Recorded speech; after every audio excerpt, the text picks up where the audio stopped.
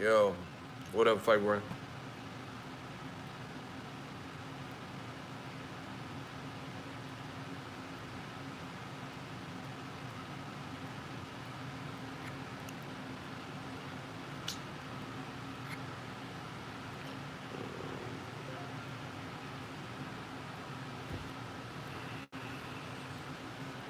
Oh, shit.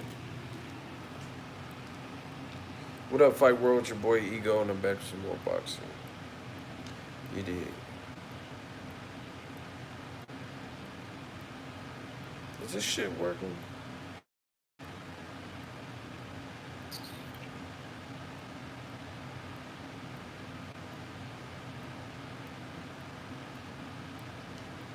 DeAndre, what's popping? Can y'all hear me, cuz? We out here, man. Living life.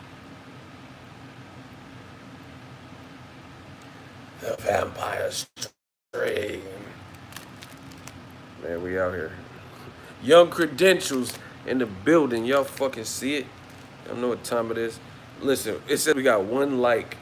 Y'all leaving all these comments, and we got one like. Hey, y'all gotta fix that. What the hell? Just because I'm out of town don't mean y'all hit that like button. What? Bro, I have one like on this shit. Every time I'm, man, every time I'm away from home, YouTube be spazzing. Bro, we have 3 likes. I'm about to get off unless y'all get them likes up. This is ridiculous. I got a lot to talk about too.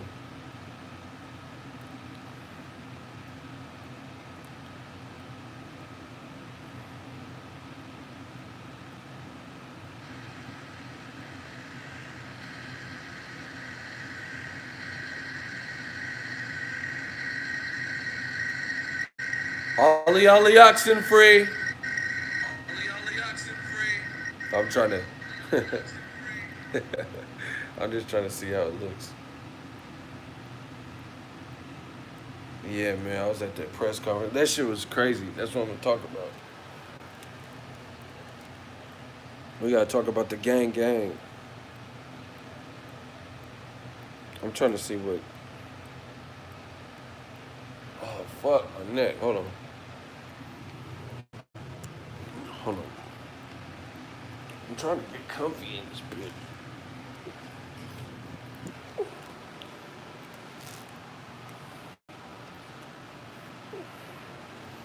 Man, I be working hard. I'm trying to get comfy.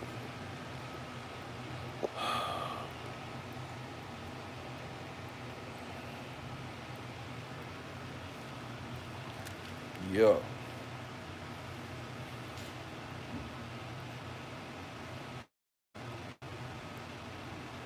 Man, you every time I go to town, YouTube be tripping with the notifications. Like they act like I'm a new person in the when I go out of town. I noticed it. Every time I go cover a fight, it's like I don't know. They think I'm like gaming the system or cheating. Damn, imagine if Shannon Briggs was a PPC moderator. Yeah, I got an interview. Like we were talking to Shannon Briggs. He be turned. I like Briggs a lot. He just bring a different feel and a different energy.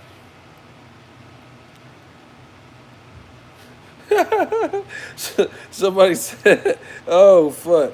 Somebody said Sergey Lipinets sell more tickets than Fury. Oh fuck, we gotta talk about that. Man, I've been traveling. Your boy been out here, bro. I've been enjoying, man. I've been enjoying life like you supposed to when you a boss, when you working hard. You know what I'm saying?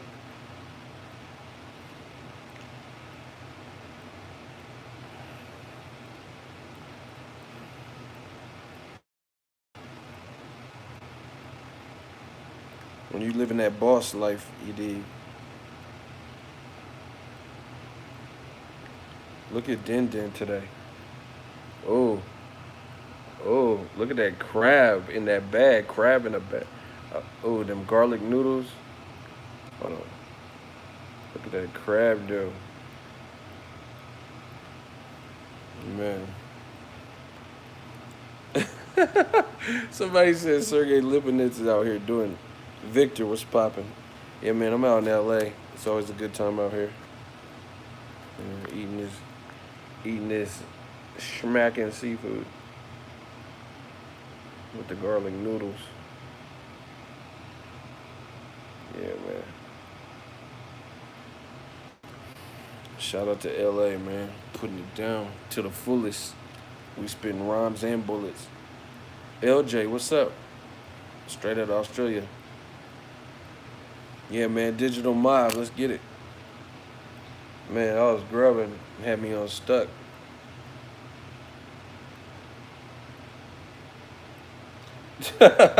Somebody say UK heavyweights retirement season. Why are y'all so out of pocket right now? Like, y'all, y'all hella out of pocket right now. This is the funniest chat. Excuse me. This shit is hella funny. Y'all are being hella out of pocket. Man, Tyson Fury sold 2 tickets. Hold on. Listen. Listen to me, people. I'm Young Credentials. Hold on. Trying to choke me. Okay. They try to choke me. Look. Young Credentials. We out here, LA. It's still San Francisco Giants on mine. Sorry, Dodger fans. I'm a Bay boy. You did. Smash the like button so we can get this shit started.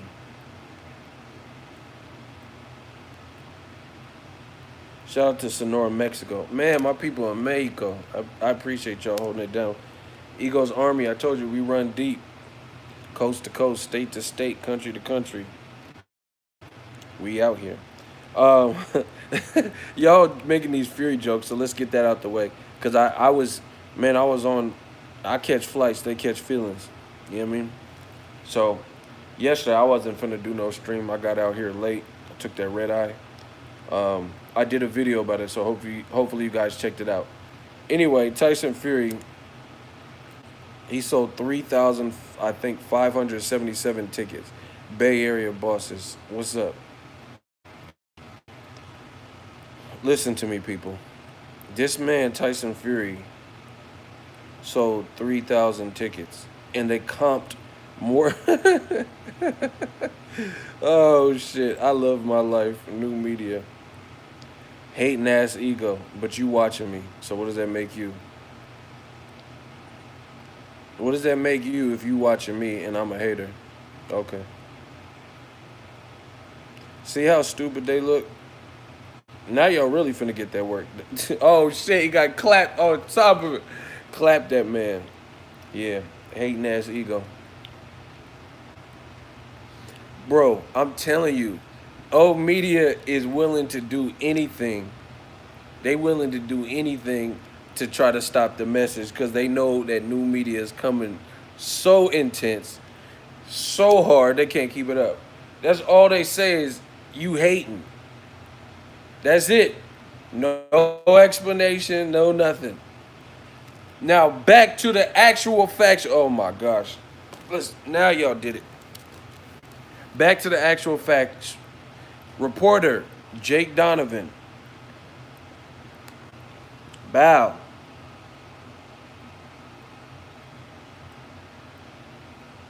Yeah, now y'all done it. Okay. Final box office receipts for Fury Wallin per the Nevada State Athletic Commission. So this is the formal paperwork provided by Top Rank and, the people who, the box office or whatever. He did a gate of under 1 million, barely, 999,722. The amount of tickets they sold were 3,577, and they comped 3,898 tickets.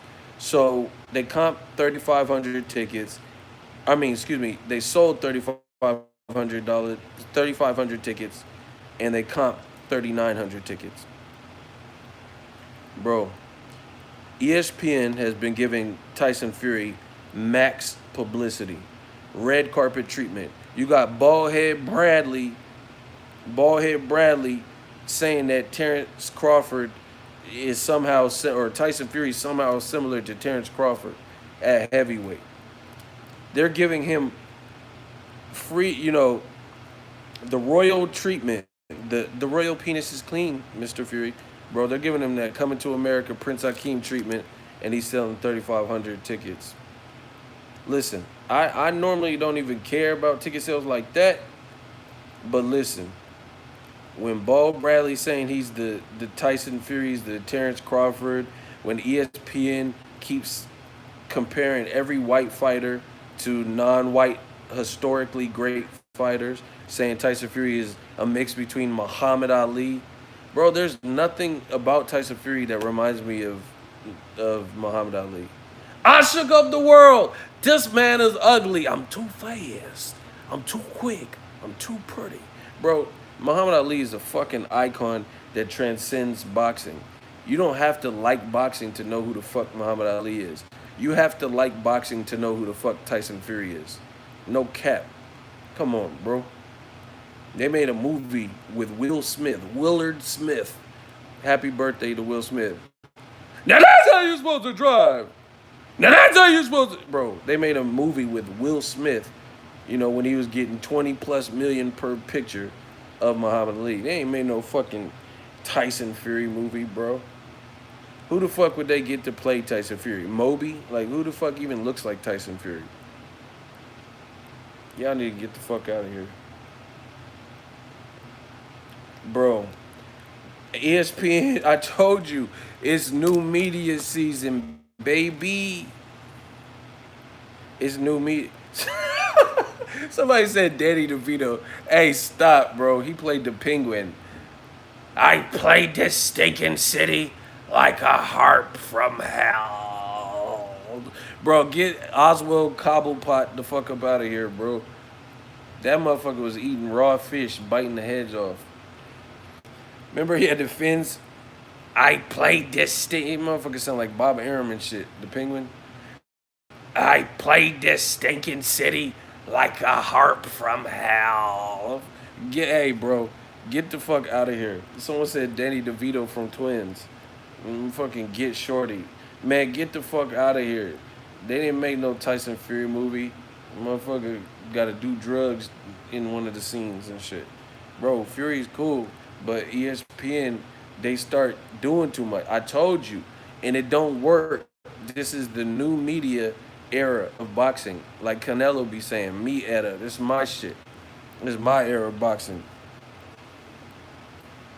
So, anyway, that bullshit don't work. Just saying this shit. Oh, yeah, he's... But listen, they done compared Tyson Fury to Muhammad Ali, George Foreman, George Costanza, George Jefferson. Like, all these motherfuckers who, are great legends.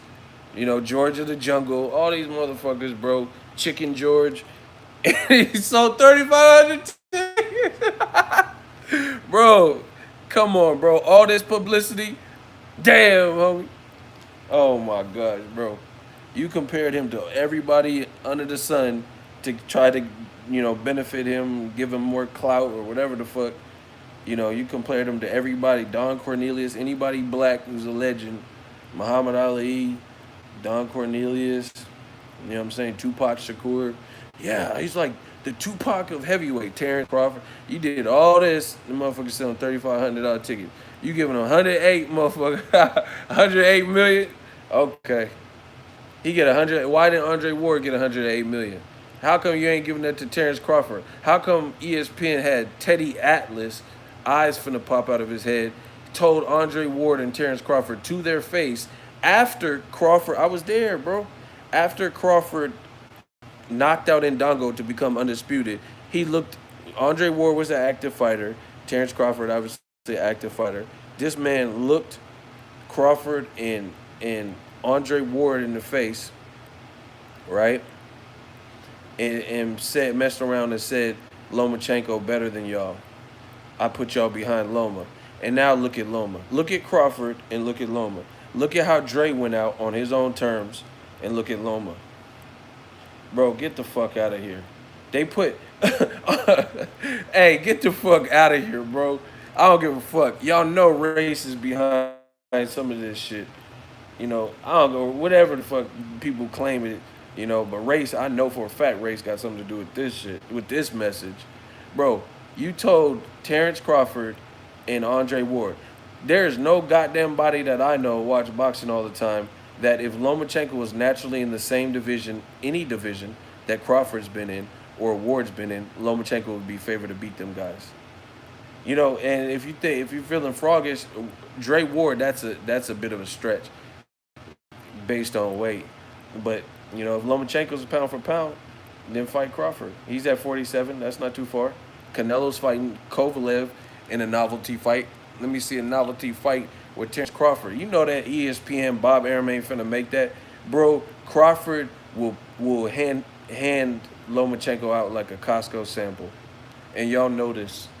And I don't even know why I don't even know I'm on this track. I'm gonna let the outlaws ride on you, bro.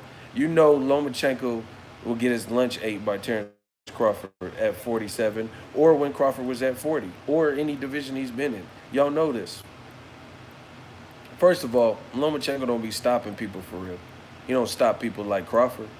Crawford stopped bigger guys like Jose Benavidez, never been stopped. Jeff Horn never been stopped. Can't even make weight and fights at middleweight now. Lomachenko stopping Linares, who been stopped and lost 2 fights in a row. Stop. But back to Fury. That was cute. They did all this. He's the new guy on ESPN, $108 million. He did all this to promote him, and he's selling $3,500 tickets. Bro, I'm not even trying to be funny, but I feel like I could sell $3,500 tickets. Like if I had a boxing block party or some shit, I feel like I could do 3,500. You know what I'm saying? Like if I did an event, I feel like I could sell 3,500. Motherfuckers rented out the T-Mobile. Like there's so many other smaller venues like Cosmopolitan, Mandalay Bay. You know what I'm saying? Chuck E. Cheese in Vegas, Raising Cane's. You rented out the fucking T-Mobile Arena. You could have put that shit at Raising Cane's. That Otto Violin fight, bro. Put it in the parking lot of Raising Cane's in Vegas. Raising Cane's go dumb with that little sauce. So y'all know man, bro, that you could have put that shit in Chuck E. Cheese. See, now, I will say this. The fight turned out to be a good fight, but nobody expected it to be a good fight. That's why you had to hand out almost 4,000 tickets, right? Bro, you could do some, like, real life with that fight because nobody... See, this is the thing. Some fights aren't meant to be good or aren't perceived to be good, so they don't sell many tickets, but then they turned out to be all right. That don't change the dynamic that on paper this wasn't supposed to be a good fight, so nobody was anticipating it. You feel what I'm saying? Like, just because it turned out to be a good fight, that's just how it played out, the cuts and how it played out. You know what I'm saying? But that don't make it a rightful fight that should have been made from the beginning. Tyson Fury, he could have fought anybody. Bro, you violating? Nah, I ain't violating. I'm keeping it real. Something that a lot of motherfuckers don't do because they worried about a press pass. Motherfucker, I am a press pass. Young credential, bro. So, anyway, I'm just telling you what it is. You could put that shit at Raising Cane's. Nobody anticipated it to be good. It was good because Otto Violin was better than, we thought. But that don't mean he was the rightful candidate. You know what I'm saying? That don't mean he should have been the first one picked out of the Luis Ortiz, Dillian White, Oscar Rivas group. Daniel DeBar, man, Tyson Fury, they messed him up. They pumped his head up, got him gassed. Then he went in there and looked vulnerable. And then you're paying him $15 million, $18 million.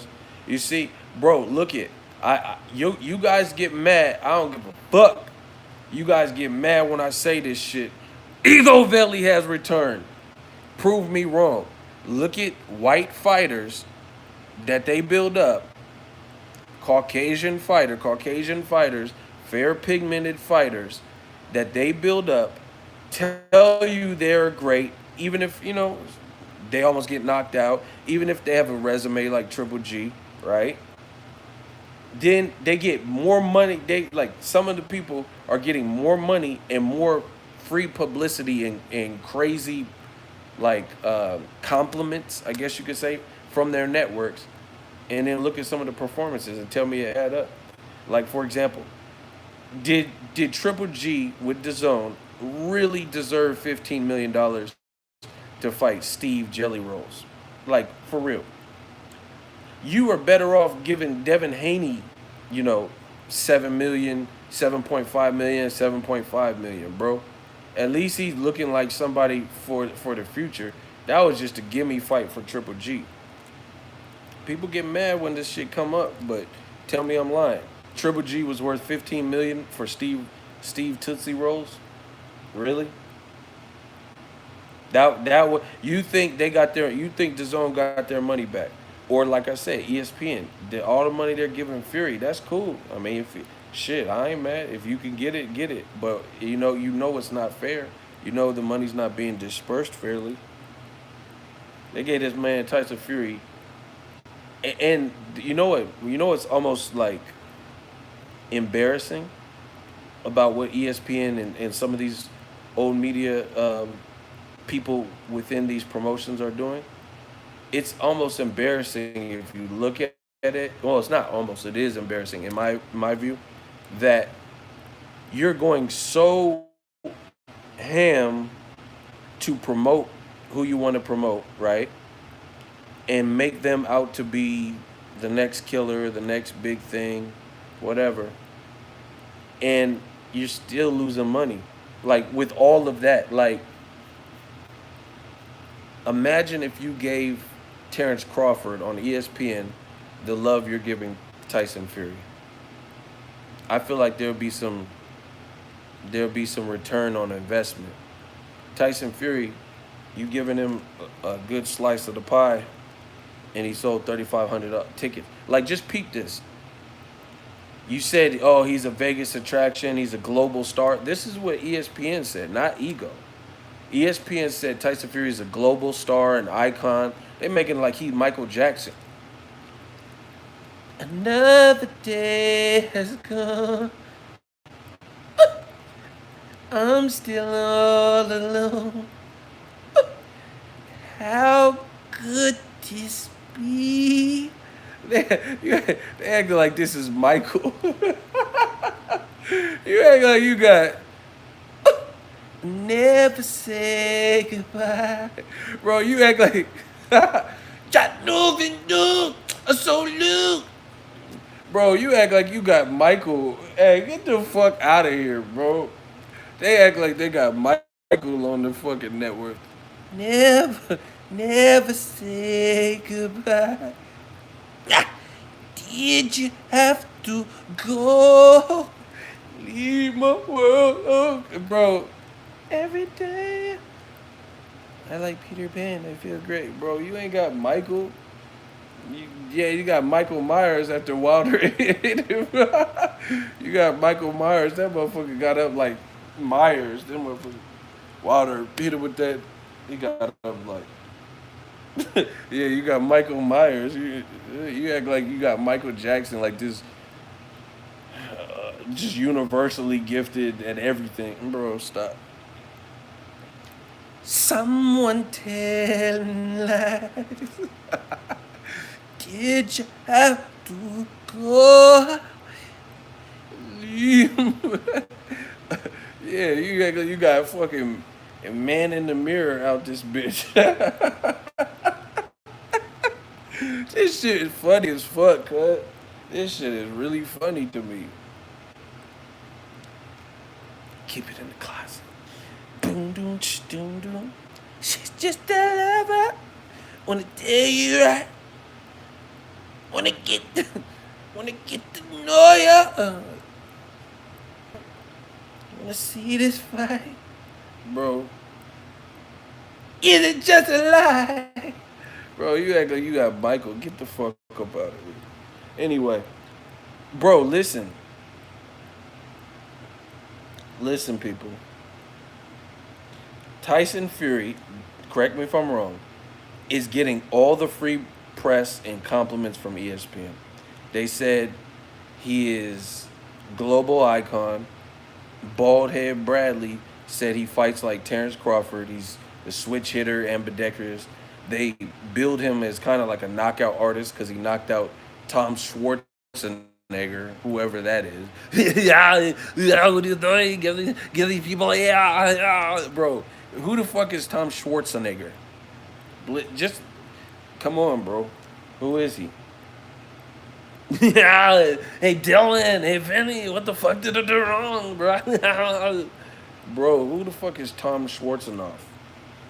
You know, honestly, honestly, who is Tom Schwartz? Honestly, like really, who is this, bro?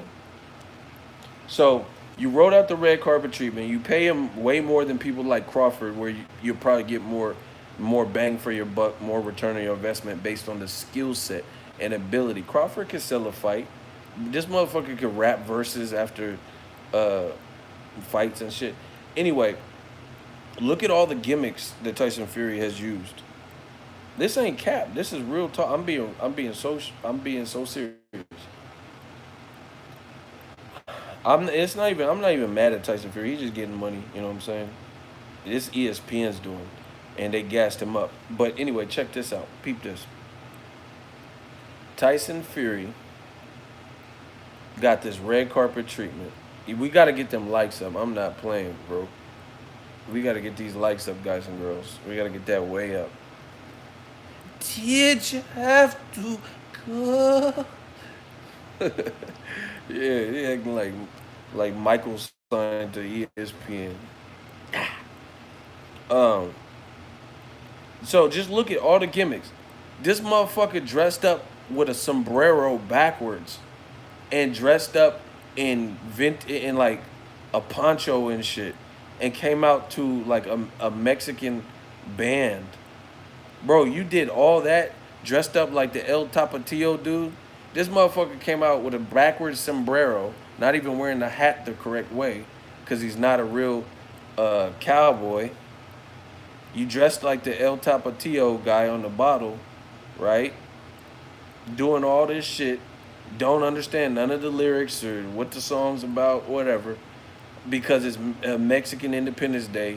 You got a fucking, you know, snake eyes belt or whatever, Mayan belt, right? You did all this and sold 3,500 tickets. All the free promotion that Bob Arum's getting you, comparing you to Muhammad Ali and number one pound for pound. You dressed up like El Tapatio, with this fucking sombrero and poncho and shit coming out. Last fight, you dressed up like another, see, black and brown fighters. Or a brown, a brown tradition, I guess you could say. You came out like a Mexican this fight. You came out to with a historic, black fictional character, Apollo Creed, and James Brown produced. You bit off, black culture vulture that came out like you was Apollo Creed. Even though like black people don't, bro, that's a sad movie. Black people don't want to see this shit. Apollo died after that. What the fuck? But you wasn't fighting no Ivan Drago. You was fighting Thomas Schwartz. Schwartz, Swastika, or whatever the fuck his name is, right? Motherfucker, how you gonna come, bro? How you gonna come out to try to win black people over and shit? And he got killed by Drago. Drago fucked him up. If he died, he died. We don't want to see that shit. Anyway, then you bit off Mexican heritage and came out like El Tapatio in this last fight. You're getting all these praises from ESPN like you're God. Ring Magazine rated you above every heavyweight after Joshua lost and still has him rated number one. You did all that for 3,500, 3,500 tickets.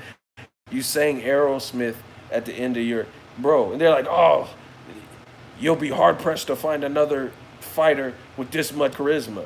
What's up with the charisma in them ticket sales, bro?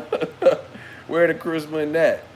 Next fight, he gonna come out with a fucking Jerry curl, talking about just let your soul glow. Soul glow.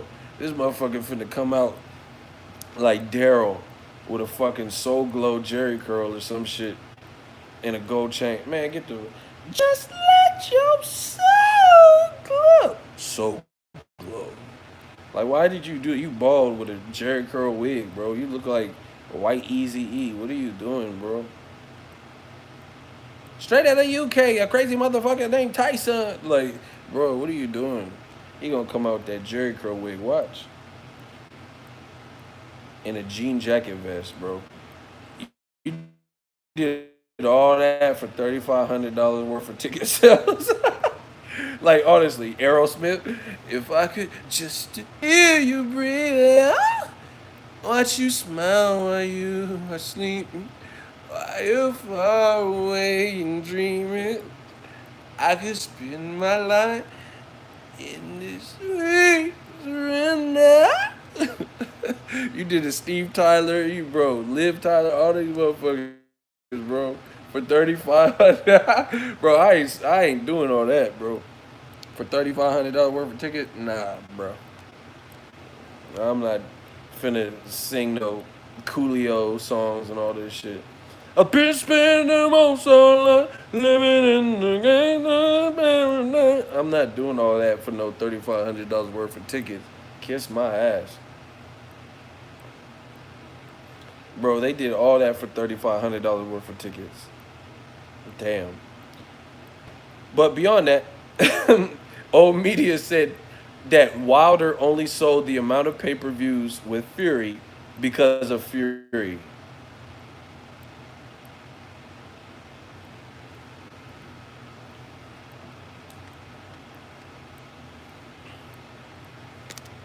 What about that part? Bro, old media said Wilder fight with Fury.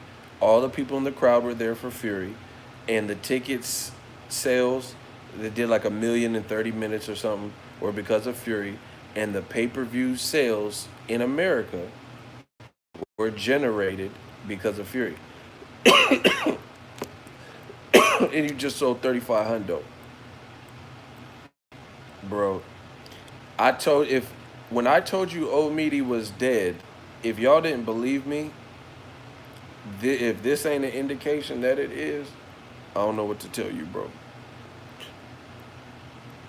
They said Wilder is a bum, and everyone came for Fury, and everyone bought that pay per view. Once again, they wanted to perpetuate this fallacy. Yeah, we can use big words too. You know, we can joke. We can use big words. It's however you want. They want to perpetuate this fallacy like there's no money in the black community. Like black people don't support other black people, which is bullshit. Black people have been supporting black people and black people from the dawn. Look at Jordans, you know. Look at LeBron's, the South Beaches, you know. So you think it stops for boxing? You think black people see? That's what I'm saying. This dude, man, I told you I'm single-handedly fucking this game up in a good way, of course. I'm destroying them. That's why what I'm doing, I know what I'm doing. I'm destroying them. I'm destroying them. We putting to bed all this bullshit, all these fallacies and falsehoods that they have. You know, oh, there's no money in black. Look at Black Panther. And I'm not saying only black people enjoyed or watched that movie, but it was a predominantly black cast, black director from the Bay. Yee! Shout out to Ryan Coogler, Michael B. Jordan, right? Not only black, is like dark skinned black, you know, a lot of the people. And the movie broke all sorts of box office records. So, you know, we know that to not be the case. You know, it's not, it's simply put. And then they throw like, this is why people say the great white hopes or hypes. They throw certain fighters in your face and force feed you and want you to believe that this guy's better than Terrence Crawford. This guy's better than Ward. This guy's better than Floyd. This guy would beat Floyd, you know, things like that. And then over time, most of them that they put, the people that they put on a pedestal don't even be the ones. That's the thing. Like for me, I look at it like this: if you could scrap, you could scrap. But if we're talking about Caucasian fighters, what about White Magic, bro? He looked raw. I mean, I know he just turned pro. What about my dude Caleb Plant, bro? Caleb Plant got real life skill, real life skill. If Caleb Plant fought David Benavidez, hypothetically, let's say Benavidez wins tomorrow or this weekend with Darrell. he gets his WBC back. In 2020, if Caleb Plant unifies with Benavidez and beats him, that's a hell of a fight. My dude got real life skills. I'm not saying that's exactly what would happen. That's just a bomb ass fight. I really like David Benavidez. You know, I really like him as well. But may the best man win. All I know is Caleb got real life skills. You know, and they talking about Tyson Fury. You think Tyson Fury moved nicer than Caleb Plant? Get the fuck out of here. Tyson Fury is a good fighter and he moves well for his size. To my knowledge, I ain't never seen Caleb Plant so much as drink, let alone snort coke and all this shit that Tyson Fury was doing. So basically, like Caleb Plant, don't get it wrong, he has like a deep story with his daughter and stuff like that, but he tries to, you know, I know dude, he's getting married and stuff. From what I see, I don't know everything about them, but he's really focused on his career and his family. Period.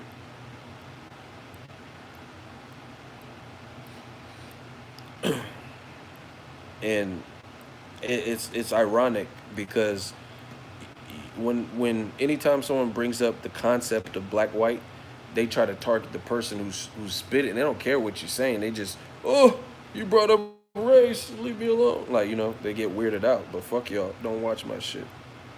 Because I bring up what I see. If it wasn't real and it didn't exist, then there would be no reason for me to bring up any of these things. You get what I'm saying? Yeah, Caleb playing Benavidez is an awesome fight if Benavidez can win this weekend.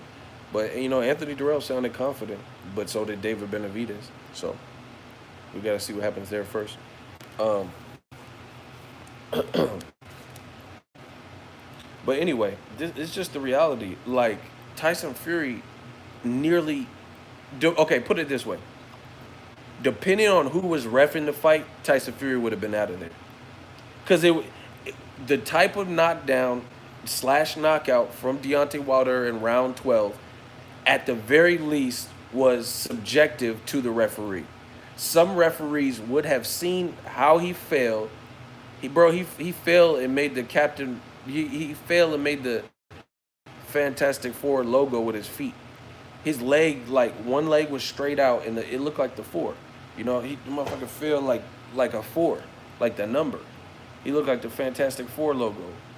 Bro, and he's 6'9". That's a big-ass dude to be falling like any type of way. So anyway, the knockout, if the fight was even allowed to continue, that was really up to the ref's discretion. Now, the ref allowed for it to continue. That was his choice, whatever. I'm not going to harp on it because Fury was able to make it out the round.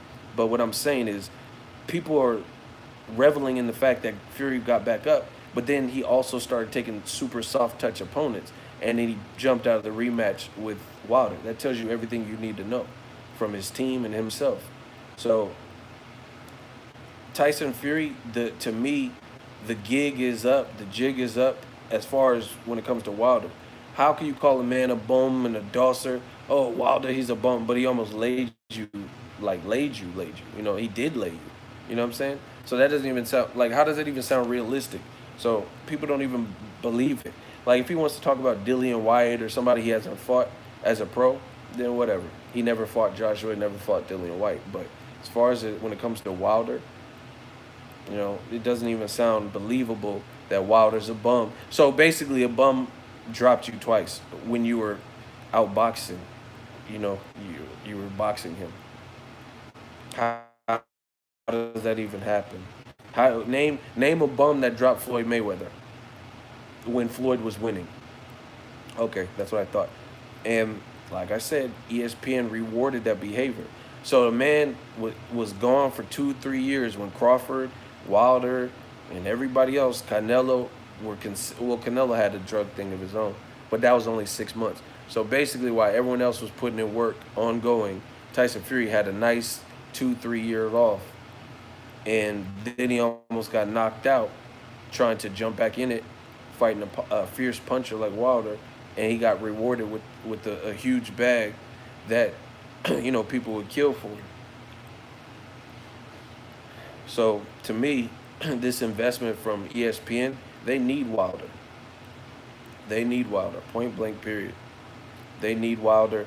Like I'm at the point where I almost wish Wilder signed for the Luis Ortiz and didn't fight it. See, I wish he signed only for the Ortiz fight and didn't sign for the Fury fight at this point. I really do. So he can wait to see how Ruiz does with Joshua, and if Ruiz wins, go straight into that because that would be the best opening.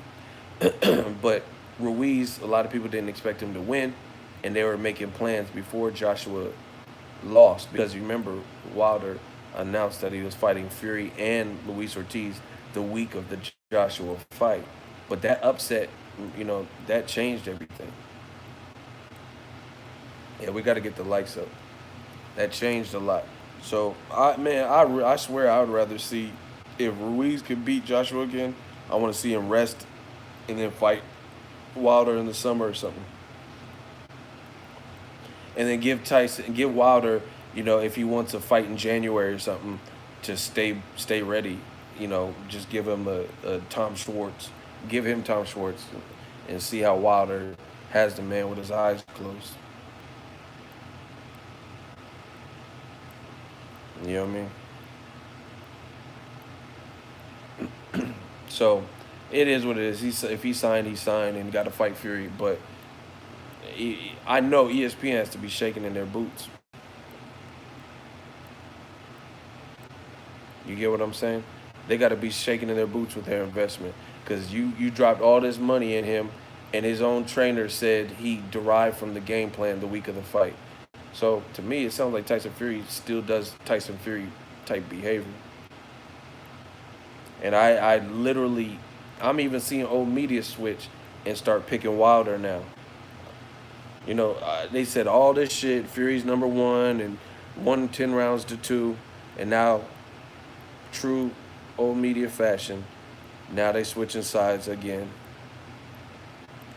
Switching sides, trying to get it right after they got it wrong for so long. Shout out to Pullman. So, I don't know. Good luck. But I don't see who has Fury as the favorite going into the rematch, unless Wilder. Obviously, if he loses, then there won't be a Fury rematch. But unless Wilder gets really banged up by Ortiz to the point where he looks vulnerable, um, I don't see how Fury would even be the favorite. And it's kind of fucked up if you really think about it. It's kind of fucked up, and I'm gonna explain why. We got to get them likes up. We should really be at 100 by now.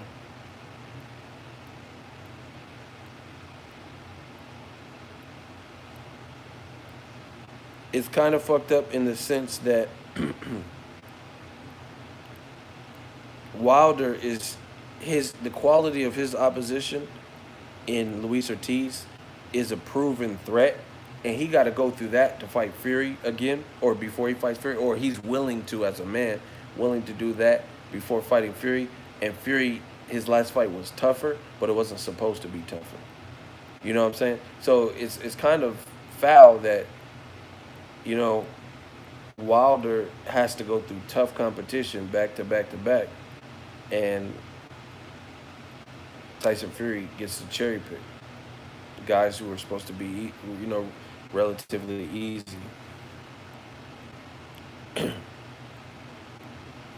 But you know, new media, man. I told you we keep leading the charge. Um, there is no way Tyson Fury is big in America or whatever they said, selling 3,500 tickets. Errol, Spence, and Porter sold more than that, for sure, for sure. And again, Errol Spence ain't singing Aerosmith, coming out dressed like Apollo Creed, um, getting a crazy story about drug addiction and obesity constantly thrown in your face. And he's still likable. He's still doing his thing, and he's still getting maximum exposure. I'm telling you, bro. You know what we're seeing here? What we're seeing in the game is this: old media is realizing old tactics no longer work in boxing. They simply don't. They don't work like the old way of promoting. That ain't cutting it anymore. You know, just tell us some guy is good, and and we're just supposed to believe what you say. That's it. It does. That type of shit don't work no more. You know, where you could just say it and like you see Bob Arum kind of do stuff like that. Back in Mayweather Pacquiao day, they could just say Mayweather's ducking, and that was it. See, you have to understand the history. Whatever you get into, understand the history of it. If you get into rap, hip hop, look at the pioneers. Look at the Sugar Hill Gang. You know, Melly Mel and shit. Look at the fort. You know, Wu Tang. Look at people who were before you, Public Enemy. See what they stood for. I really feel that way. And you got to look at. I was covering boxing when Mayweather Pacquiao happened, but I wasn't as big. You know what I'm saying? New media wasn't as big. I don't even know if new media was out at that particular moment. You know, it was out in the sense of my mission has never changed, but I don't know if it had like a label and shit, and it definitely wasn't as big. So you have to understand there was a point in time in this boxing game where old media they had the power because they had people who were getting credentialed and writing articles on popular sites and things like that. So they had the power of influence. But we worked hard, and over the years, you see that that power has definitely shifted, and now you know where people come to talk boxing. And YouTube is one of the places. My channel, you got like I said, you'll see channels that have more subscribers than me, and you'll never see them get what we get over here. Business Brains alone left several $100 super chats in the span of like 4 days, 3 or 4 days, hundreds of dollars multiple times. So you think about it. How come the channels that are bigger than mine don't get that, man? We do things our way. That's what I'm saying. We got real life support. When I came, actually, I told you guys this. When I came to Wilder Fury to cover that fight, a dude named Jay reached out to me, said I was going to go to that fight, but I'm not going anymore. So you can have my suite. It's across the street from the Staples. And it literally was. He called the hotel, switched the name out. It was already paid for because he was going to go. And he gave me the whole suite and entrusted me, you know, to, because it would be on his name too, like incidentals and stuff. So I had a free room across the street from the Staples for Wilder Fury, all off of Ego's Army. Bro, I'm telling you, these motherfuckers don't get support like we do. They don't do it like us. When it's all written, I know, I know I'll be remembered for what I've done and my contributions. So, we just got to keep trucking. But the reality is you got to know the history. Mayweather, back in 2015 when he fought Pacquiao, it was differences in the game. So promoters or whatever, they could just say whatever. They still had, people in the media that they were the prime sources. You get what I'm saying? They were the prime sources where information would come out from. They had the, I guess the most, what's the word? Credibility, or supposed to have the most credit. But shit's changed over the years. People have bolstered and developed their own credibility. Like myself, over the years, keep putting it down, covering multiple fights. They see the 7 reasons. Information comes out, stuff like that. So it's been a changing of the guard. Now you see old media. There ain't nobody from old media popping like that, and they damn sure ain't getting no money like that. So just look at it. I be in fights that, bro, when's the last time you seen the Bay Area get a fucking fight? I be at, every fight that I go to is a trip. Because the Bay, we don't get no fights. We don't get no big fights. We got venues. But we don't got no big fights. So every time you see me at a fight, you know it's real. You know it's real because that means I had to travel somewhere. Like right now, even though this is Cali, this is still my backyard. This is my state. But at the end of the day, it's still a travel. It's a trip. 6 hour drive, 1 hour flight, 45-minute flight if the pilot's fast. But it's still a trip. Hotels, books, eating out, Ubers, food, everything's a trip. A lot of people stay in their own, if they live in LA, they'll have some good coverage or something. If they live in Vegas, they'll have some coverage, bro. I be no team dolo, bro. I'm here at all the fight. Who you think financed this? Me. That's who. Real boss shit. Never no exaggerations. We pop bottles, Rick James. This is a celebration. So.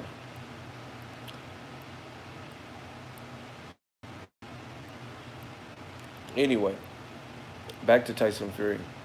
They did all this to promote him, to sell 3,500 tickets. Listen, you getting through me, live vicariously through me in terms of if you fuck with the channel, you trust my opinions. That don't mean you have to if you agree on every prediction or whatever, but I'm just saying, trust me if you trust me. I went to the press conference because I didn't go to the media day yesterday because I took a red eye. So I went to the press conference for Spence Porter today, and we're going to talk about that. The Fox PBC, they got this shit lit, bro. It was in a very nice hotel, very nice.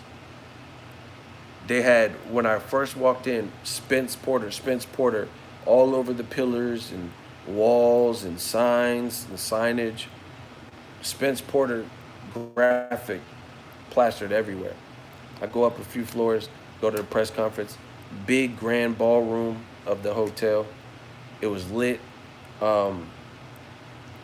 Everything was laid out, picked up my credential.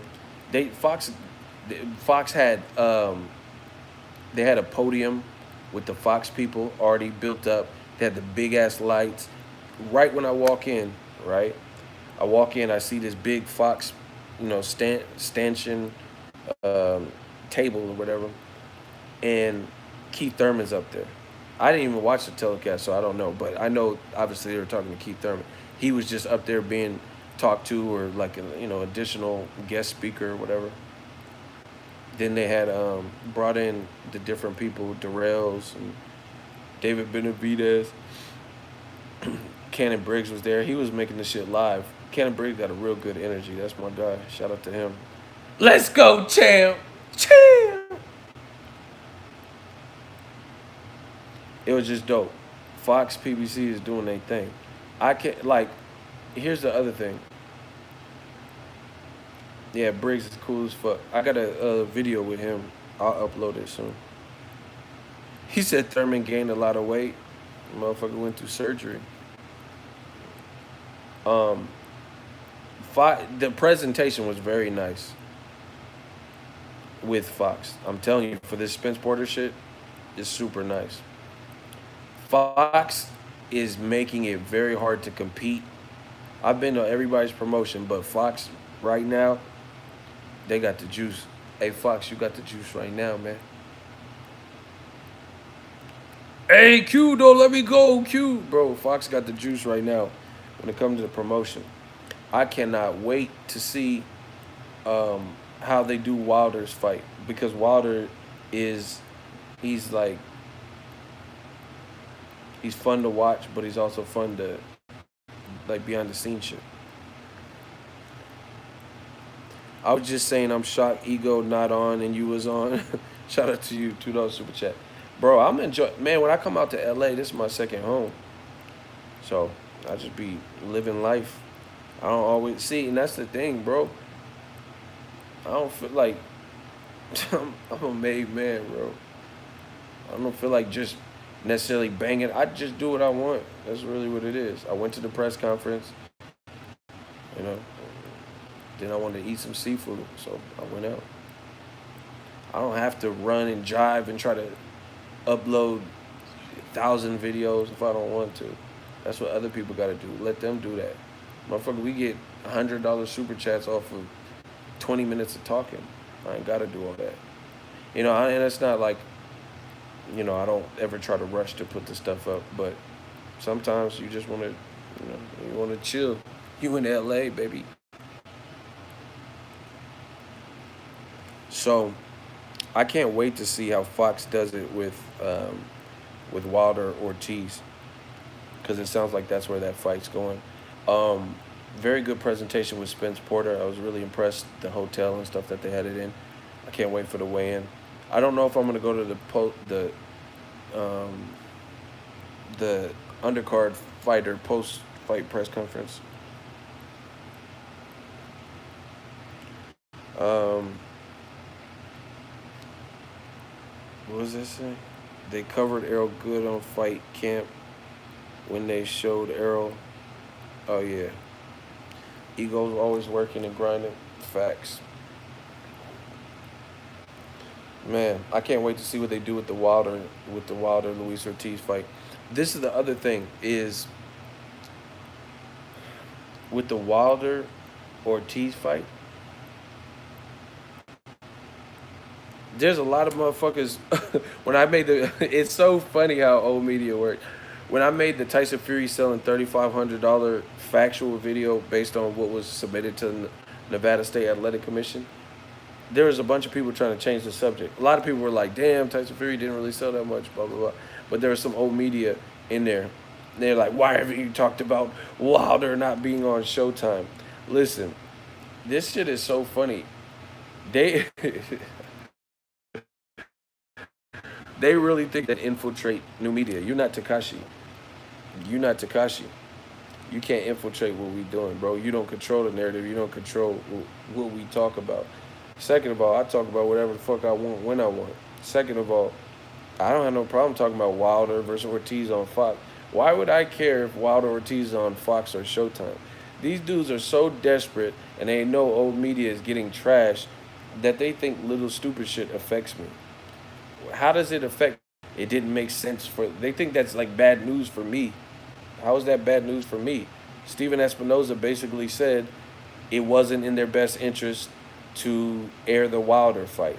So it sounds like they got outbid possibly. Fox was willing to do this and the deal made more sense. And then Showtime probably has a threshold where they're like, nah, we're not going to, we don't know how big this is going to be. So we're not going to break our back trying to secure the rights for this particular fight. And, um, you know, be stuck with the bill if it underperforms or something. What's that got to do with me? That's their business. People, ha, ha, what do you have to say for yourself? Okay. What y'all want me to say? Fox has been doing a great job promoting. Showtime does a good job promoting. I like Showtime's commentary team, probably the best. Um, Maybe there's other factors too. Like Paulie Malignaggi is with Showtime, and I think Wilder felt like Paulie was being kind of disparaging towards him. So maybe that's other factors for it.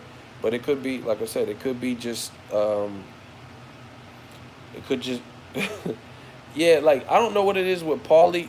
See, I don't know if it's because Paulie works with Sky Sports or what, but he seems partial to UK fighters.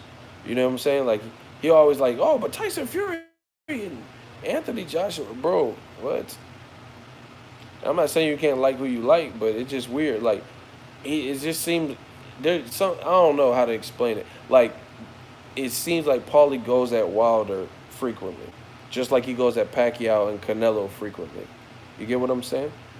Like, he seems very optimistic if anybody's fighting Wilder or anything. It's just weird.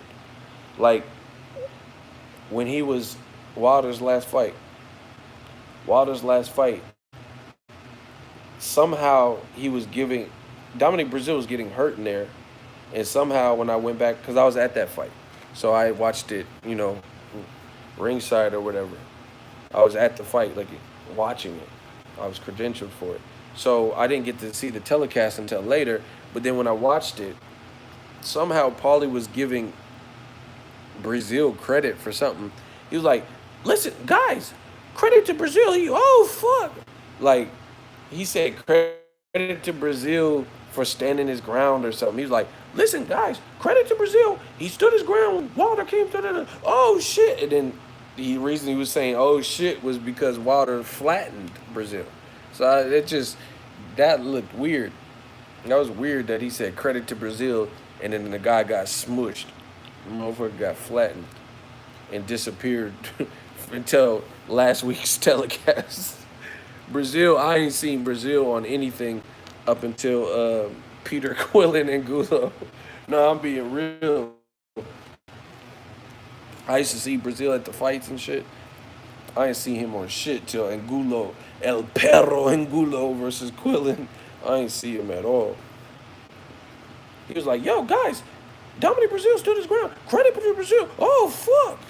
Bro, yeah, oh, fuck. Wilder just destroyed him, bro. It was bad. So that was weird that he was crediting Brazil for anything, because Brazil was in the corner and he landed two punches, and Wilder he wasn't that discouraged, bro. Because you seen what happened shortly after. And Paulie talking about some credit to Brazil, guys. Whoa, fuck, what the fuck? So I don't know. It is what it is, but maybe Wilder wanted to try something new with the commentary. Not all of it, but at least Paulie kind of seeming like it was against him. Cause listen, does ESPN do that to Tyson Fury, or does it seem like they dick ride? ESPN act like Tyson Fury parted the Red Sea and shit.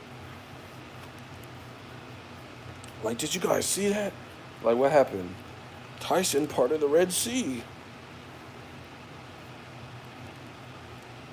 Like, when did he do that? So, I don't know. Anyway, motherfuckers, they wanted me to talk about it. Like, I guess they thought that hurt me, that Showtime didn't get the Wilder fight. That sucks for Showtime, because Showtime has put a lot of, since before the Stavern fight, they put in a lot of effort with Wilder before he was a champion, and like all of his title defenses, I think. But it sounds like there's business decisions that it's gonna go to Fox. But I just want to know what motherfuckers think that got to do with me. I'm a boxing fan. I don't give a fuck if Nickelodeon had Wilder's next fight. I'm finna watch it. This dude knocks people out. So I don't really give a shit who, if Fox or Showtime got it like that. Neither one of them finna give me no money, so I don't really care. You put it on fucking Adult Swim, I don't give a fuck. I'm still gonna support, because Wilder's that boy. But I guess people think that hurts me or new media some kind of way. Some kind of way. Oh, yeah, I can't wait to see what Ego has to say about this. Like, what you want me to say? Like, I'm supposed to cry? It's business. That's it. It's business. If it didn't make sense for Showtime, it didn't make sense for it. You know? Yeah, bro. They anything that they perceive as negative, they think that's gonna affect me. But that doesn't mean Showtime's out. They doing Charlo's next fight. Charlo's they keep getting bigger. So that don't mean Showtime's done with boxing and all this other bullshit that people are talking about at all. And see, I don't know, because I don't be in people's shit like that. But people are already people. You see what they do to Al Heyman, bro. I don't know if there's tension with Showtime and Al Heyman. Like, I haven't heard of anything personally, but people are already starting that narrative that they're like, oh, Al Heyman did Showtime greasy and shit like that. And then once again, all these motherfuckers who are just making accusations and assuming are gonna look dumb as fuck if Floyd fight Pacquiao or some shit like that, and Showtime gets the fight, because that's gonna make revenue for them. So me, I don't, I'm stuff like that. That don't make sense. Like, I'll speculate Joshua Ruiz predictions and shit like that, because I could tell you why I feel that way. But I'm not finna just make up my own narrative and make some beef that could be non-existent and make it up when I have not. There's not, aside from the fact that Showtime hasn't got that many big fights. There's no piece of information or source that I've heard that Al Heyman is pulling fighters out from Showtime. And if I'm not mistaken, Al Heyman and Showtime entered in like a 3 or 4 year deal together, and then Fox entered a 3 year deal, and then they extended it to 4 year deal. So I don't even know where people are getting this, other than the fact that they're old media and idiots. So they're trying to create drama and create tension, and Showtime. You got to look at it. Showtime got all the fights before Fox because that's who it was. So I'm assuming that since Fox and PBC is a new partnership, right? They got to show some love to Fox because they have to get this boxing side off the ground. Showtime had no. They got all the PBC fights previous. They got all Floyd's fights because there was no partnership with Fox and PBC. So now, being the fact that it's new, yeah, you probably got to spend. It's just like a mother of kids. Okay, if you have a kid and one kid's 9, 10 years old, and you have a newborn, then guess what? You got to spend some time with the fucking newborn. Doesn't mean you don't love the 9-year-old kid. It just means the 9-year-old is probably a bit more self-sufficient and can fend for themselves. Maybe make themselves a peanut butter and jelly sandwich, and you got a fucking newborn. I'm the king of analogies, B. So, yeah, it's no different. Fox is a new partnership, so that's PBC's newborn. They got to grow it off the ground and show people that they're real and what to expect. Get their promotion and their scheme of like broadcast graphics and shit together. So it could be something like that where Al Heyman's just showing them love because it's new. But to my knowledge, they both have long-term deals unless they're opted out of. And for me, all that's above my pay grade. I don't care. If Al Heyman is secretly beefing with Showtime, man, I'm a boxing fan. I don't know nothing about that. So I'm going to wait for something like that to be announced. But like I said, more often than not, this is just old media talking shit, making up bullshit to sway the narrative. Just like they've been talking shit about Al Heyman since he entered. Let me take this shit. This shit itchy as fuck. They've been talking about Al Heyman badly since he came in with PBC. They said Waddell and Reed and the investors are pulling out and pulling the plug, and they ran out of money, and he's getting sued for Muhammad Ali Act, and Al Heyman is the antichrist and cancer of boxing, and he's preventing fights and blocking venue. Bro, they've been doing this from the beginning, especially with the investors are mad and the money dried up. All right, the money dried up, but they putting on big productions, whatever. Y'all sound stupid repeatedly. Me, once again, my credibility's always intact because with situations that I don't know nothing about and got no leads on, I do real research and real reporter shit and real detective work, and shit like this, I don't have no leads on it. I have no leads that suggest that Showtime is bouncing out of boxing and all this bullshit. So y'all can run with that and fly with that bullshit. I'll wait till it happens. If it happens, then I'll make a video about it like I do anything else. But like I said, people do a lot of wishful thinking. That's it. They do a lot of this is what they want to happen. So they try to talk it into the universe or some bullshit. They've been hating on Al. Man, I ain't doing it. I'm not going down that road and then making up some bullshit. And then Mayweather comes back and signs with Showtime and does a fight with them. And it's a big fight. And then now I look stupid because I said Showtime getting out of boxing. Like, y'all motherfuckers. The old media is so stupid. This is the worst. This is the worst type of stupid you could be. They keep getting it wrong, and then they keep getting it wrong. That's the worst type of stupid. That means you're not learning from your mistakes. You speculate and say a bunch of bullshit, and then you get it wrong. and then you just keep doing it. It's a cycle. I would hate to be old media. Remember, DAZN came out, and DAZN said, "Oh, pay-per-view's dead." Eddie Hearn said Showtime will be out of business by October. From my sources, Charlo's fighting in December. So how did that make sense? Eddie Hearn says Showtime Boxing will be done like HBO Boxing, done with boxing. It's not going to make sense because of DAZN, within a year. A year, I marked the date on the video. It was in October of last year. So how they got to fight with Charlo in December? And Eddie Hearn said they was finna be out of business, out of the boxing business within a year. You know, Eddie Hearn says, this is what I'm saying. This is the old media type of shit that they be saying and running with. Eddie Hearn said that Tyson Fury Wilder was just for publicity. It wasn't going to happen. But I went to the fight. So what are you talking about? It's not going to happen, but I was in attendance. We all seen the 12th round. We all lived it. I thought it wasn't real. But old media, they keep doing it and keep doing it and continue to be wrong. So it just makes us look better. I don't speculate a bunch of bullshit when I don't know what the fuck I'm talking about. I ain't heard Steven Espinoza or anybody say anything like, hey, we severed our ties with them. I wish them the best. I ain't heard that. This is what they want. And Steven Espinoza probably like it. He probably let y'all talk and let y'all say this stupid ass shit and then just make his moves like Al Heyman do.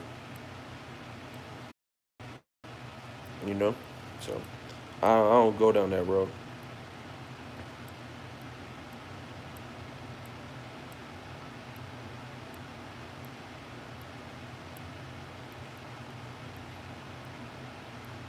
Damn, people getting blocked. And the funny thing is this. Let's not take away from this. Whether Showtime gets Wilder Ortiz or most likely Fox gets Wilder Ortiz, DAZN is showing Logan Paul versus KSI.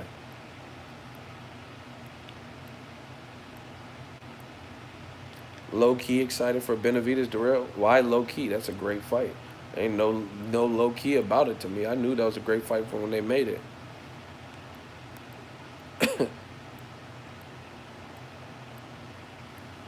Bro. DAZN is showing Logan Paul versus KSI. Bro, that's a desperation move. That's a desperation money grab. They're just hoping to seize that. But I really don't see what that. I don't see what it does for you long term. You know, I don't see long term. I think like that's like having a high.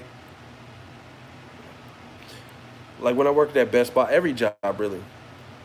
Lowe's, Best Buy. When you walk in, it's like boo doo. You hear that little thing?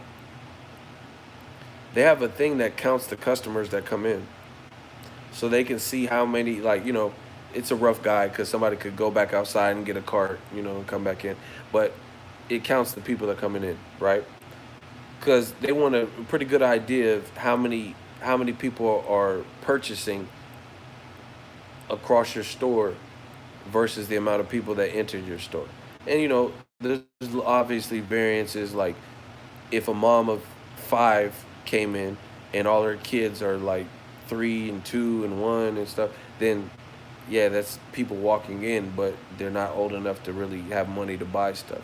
But anyway, it counts the customers because they want to see how many transactions you're doing per, against how many customers are walking in your building, right? And you don't want to have like crazy variances. Like I just feel like Logan Paul and KSI, let's say there's an influx in subscribers, and then it could topple off after that. You get what I'm saying?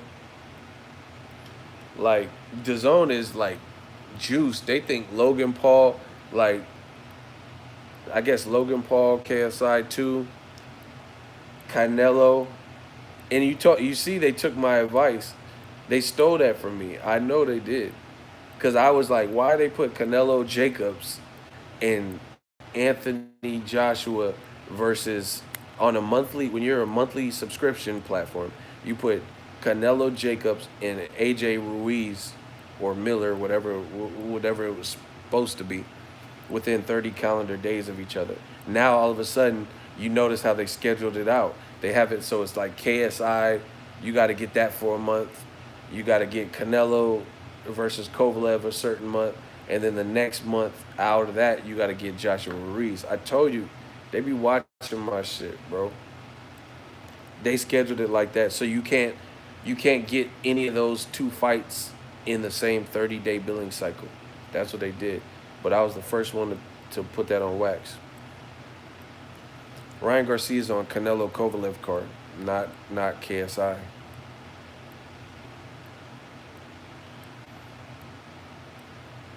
But okay, this I don't understand the whole DAZN shit. Here's why. I really feel like KSI and Logan Paul have a different fan base that is not even necessarily boxing related, right?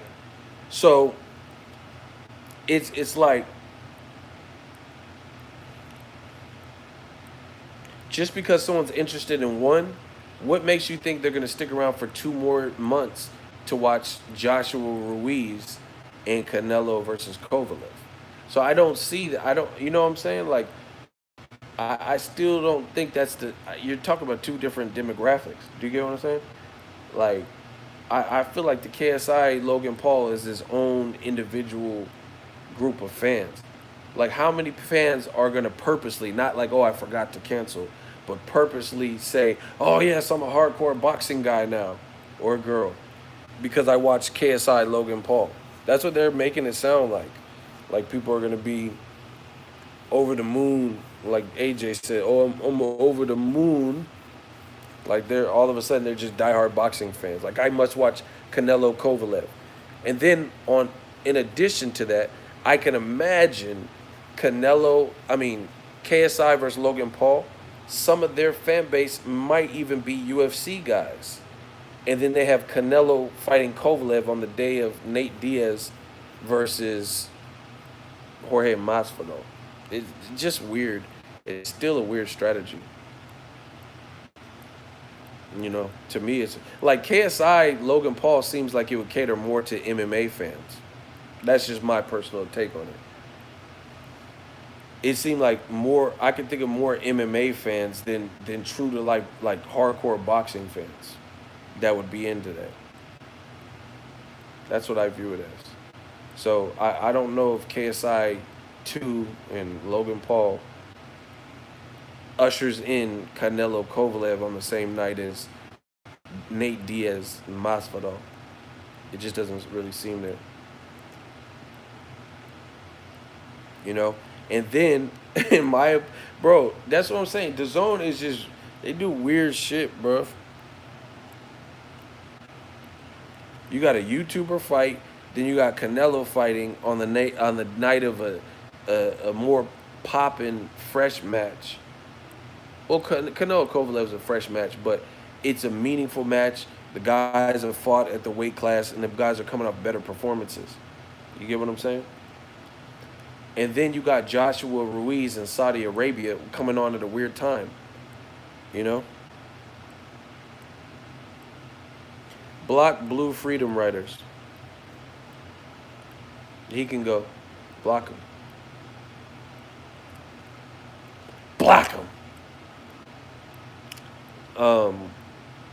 Joshua Ruiz, they could have done this so much different. Joshua Ruiz, they should have put in America, 100%, because it would come on at a better time, and it wouldn't be as hard to get to, for different people. Okay, what if Wilder fought? What if Wilder fought Luis Ortiz in Saudi Arabia? What if Spence fought Porter in Saudi Arabia?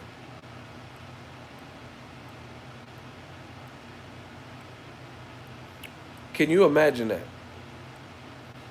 Like, I just went to the Spence Porter press conference. If these motherfuckers fought in Saudi Arabia, I don't know if I would have went. You know what I'm saying? That's a whole different trip.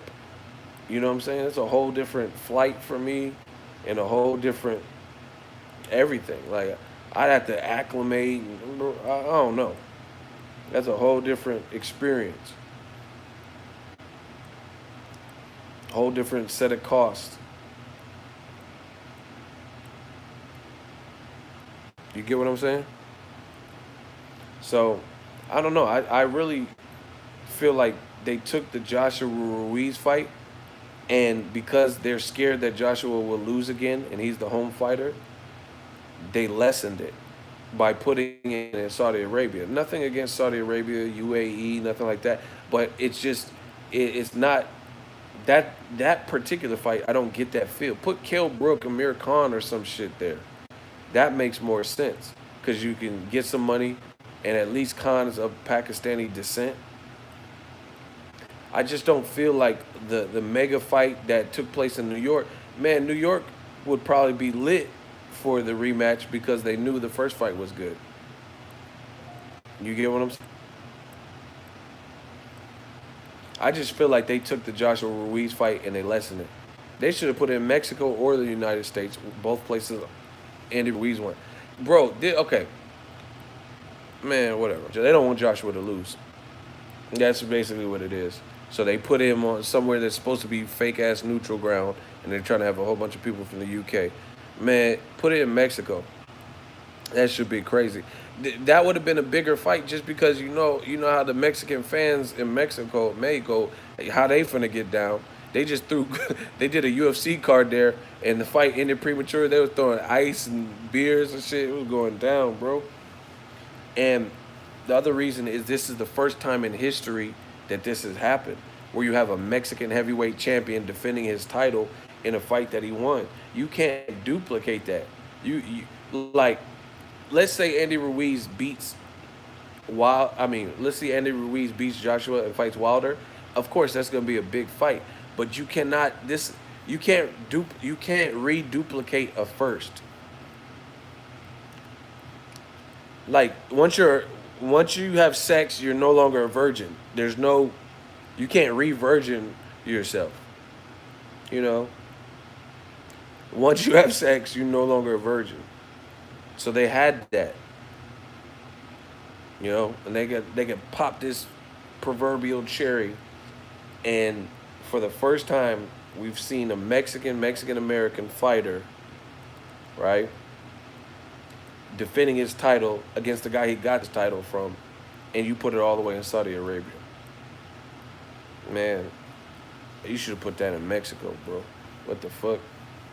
Because, well, okay, let's say Andy Ruiz loses. There's no third rematch clause. You can't duplicate that. So it would have been at least lit, you know. If Andy Ruiz loses, we don't know if there'll be another Mexican heavyweight champion for a while. Who else is even Mexican that fights that that could get a heavyweight title? Chris Ariola's on the end of his career. Who else is even Mexican that's a heavyweight? Eric Molina, who already fought the champions and lost. You feel what I'm saying?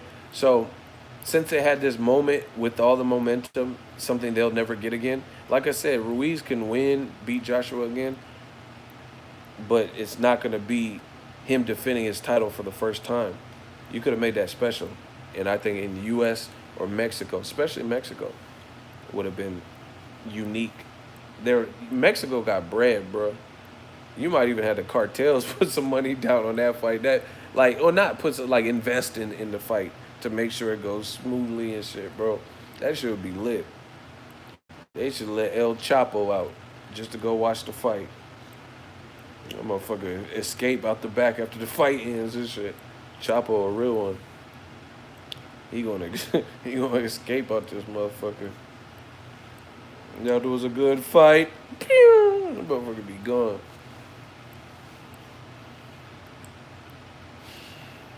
They just I feel like they took the momentum and they've lessened it. And Eddie Hearn, he man, he catting, bro. Carlos Sims, I think. I don't think it's Slim. Carlos Sim got bread, bro. I think he's the richest person in the world, bro. They took all the momentum and flattened it to me because why? Just look at it. Why would you, Saudi Arabia? Why would you put the fight in an area that is not a territory that is not known for hosting any major boxing event? Talking about you want to build it. Why don't you build it up first with like Amir Khan and Kell Brook, shit like that, and build it up, and then have made the fight. You're trying to make it this new stomping ground or hotbed of boxing, but it hasn't been previously known for that area. Hasn't pre he Eddie Hearn keep talking about how people always talked about fighting in Dubai and Saudi Arabia and shit. Yeah, they talked about it, but it never amounted to anything. Bro, it just don't make sense. So they shouldn't have put it there, bro. In my opinion, it there's a difference between something being established and non-established. Saudi Arabia is not established as a hotbed for boxing, so you would lessen people's concerns and shit about fighting in a different area if you had established some history.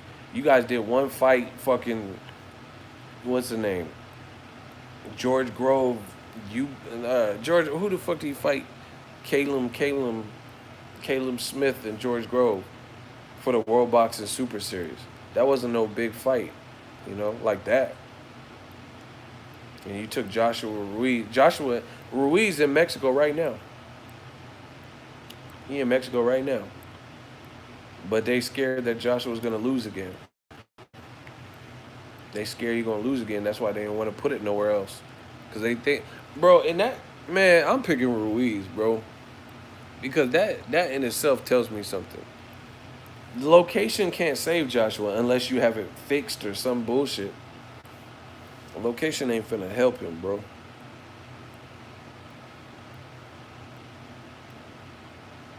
And I feel like to battle your demons of losing in that fashion, if you fought him outside of your comfort zone, that would prove more to yourself.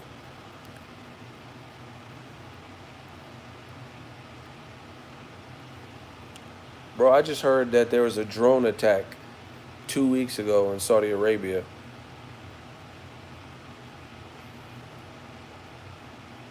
Look it up. It's like a week and a half ago. There was a drone attack. And everybody was all panicked. And this is where Eddie Hearn put in the fight. Okay.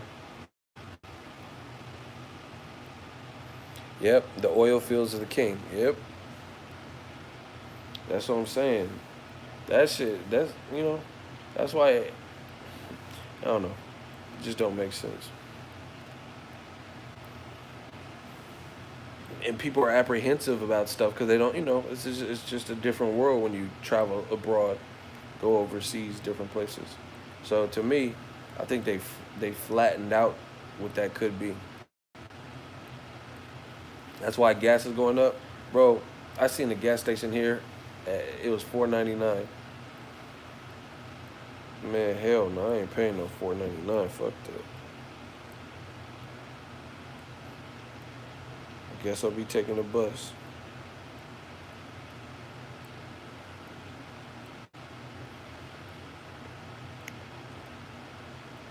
So, like, even look at like rappers like the Baby and shit.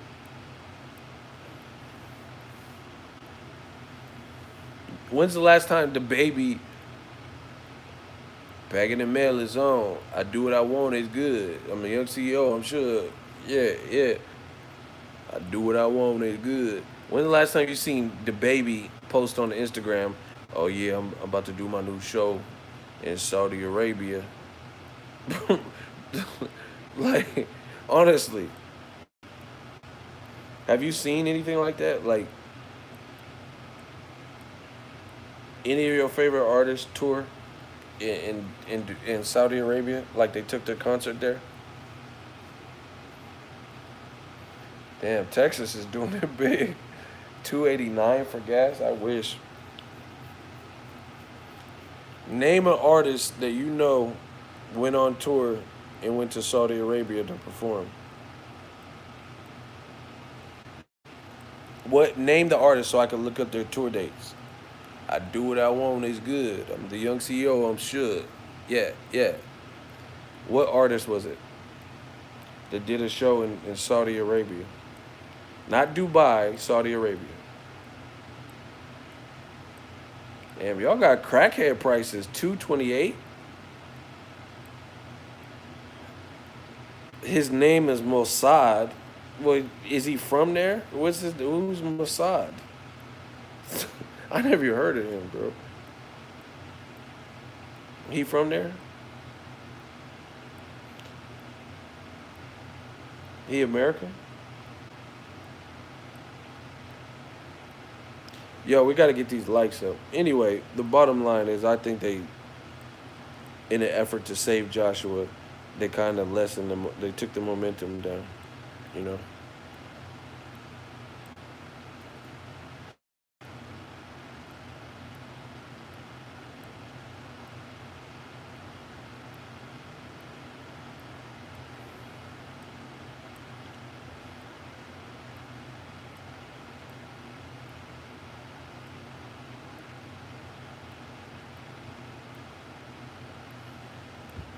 Um, I want to end with Sean Porter, Errol Spence.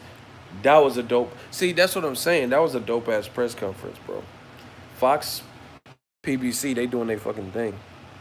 PBC doing their thing with that Fox shit. I can't wait to see how they promote Wilder. You know, give him the royal treatment.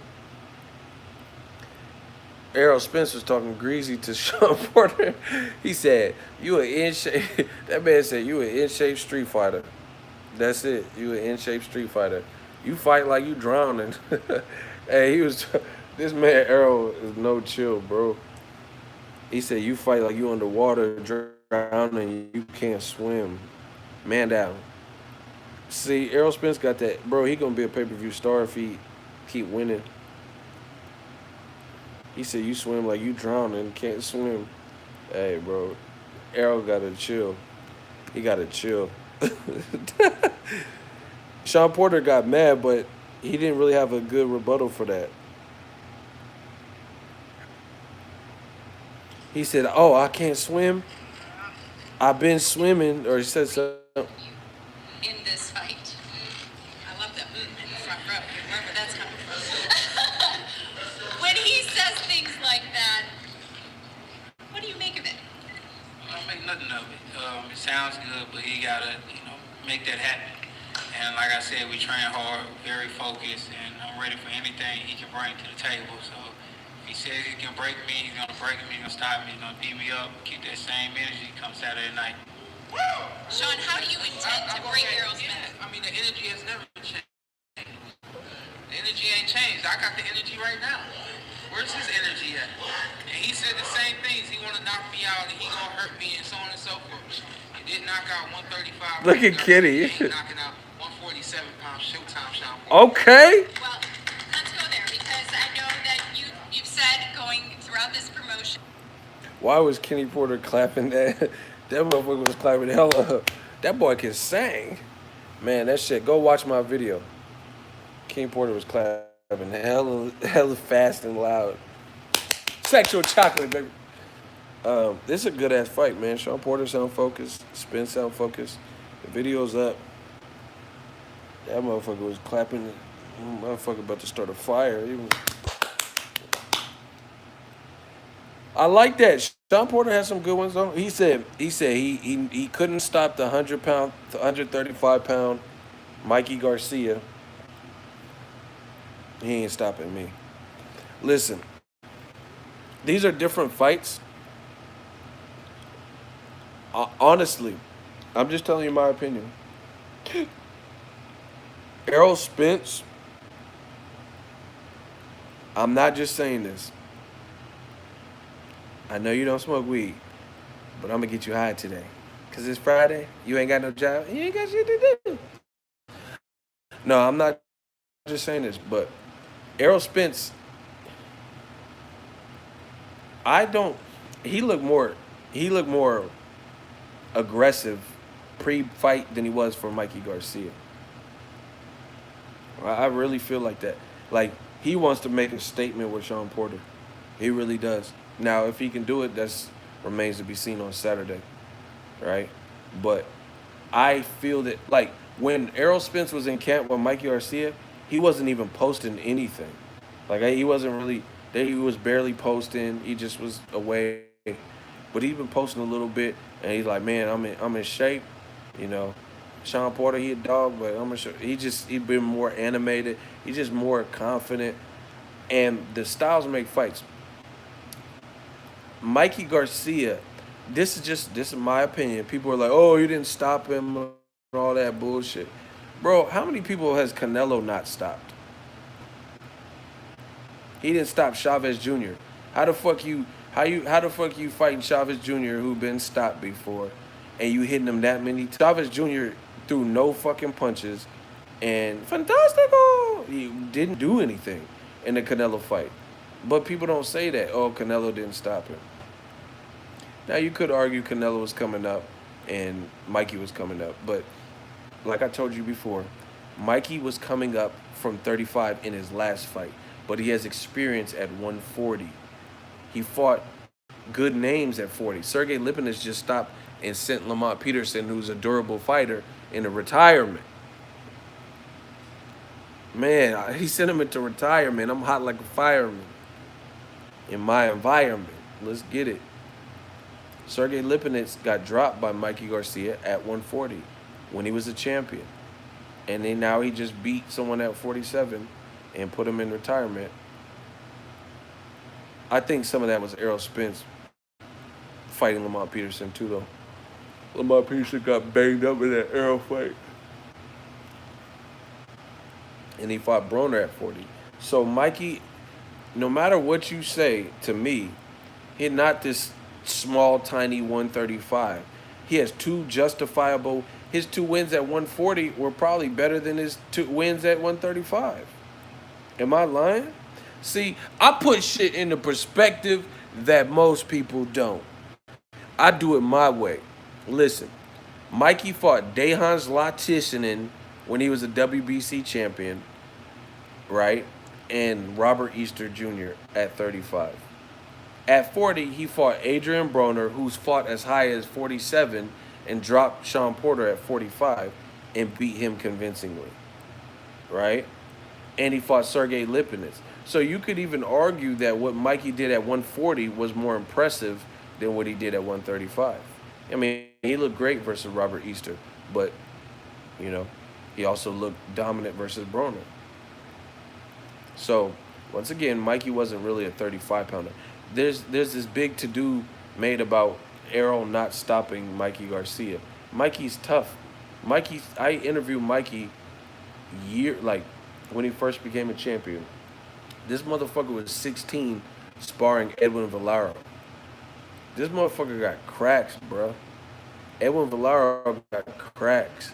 So, Mikey's a survivor. He knows how to survive. I'm pretty sure if you 16, 17 or whatever, fighting Edwin Valero, you got to know how to pace yourself and learn how to not get knocked the fuck out.